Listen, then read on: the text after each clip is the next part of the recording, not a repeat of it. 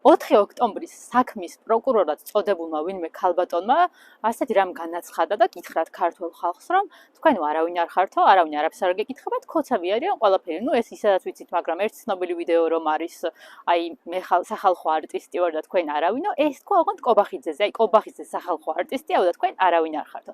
მოусმინოთ ამ განცხადებას. პრემიერ-მინისტრის მიერ გაკეთებული პოლიტიკური შეფასება ვერ გახდება საფუძველი მისი სასამართლოში მოსმის სახით დაკითხვისა. ამ პროკურორად წოდებულმა თქვა, რომ კობახიძე, რომელიც წესით გაცილებით დიდი პასუხისმგებლობის მქონე უნდა იყოს, რომელიც ქვეყანას მართავს, მოწმესდაც არ დავიბარებთ, მაგრამ ლევან ხაბეიშვილი, რომელსაც ზუსტად იგივე ბრალი აქვს, ანუ მის ბრალში მხოლოდ ერთადერთი ფაქტი მის წინააღმდეგ წარდგენილი არის საჯარო განცხადებები, საჯარო პოლიტიკური განცხადებები, რომელიც მას გაუკეთებია. ეს არის მისი ერთადერთი მიზეზი, რის გამოც არის ციხეში და ამის გამო კობახიძეს არც კი დავიბარებთ მოწმედო. შეგიძლიათ ნახოთ საქართველოს ორგანული კანონი მოქალაქეთა პოლიტიკური გაერთიანების შესახებ. მუხლის 7 პრიმა.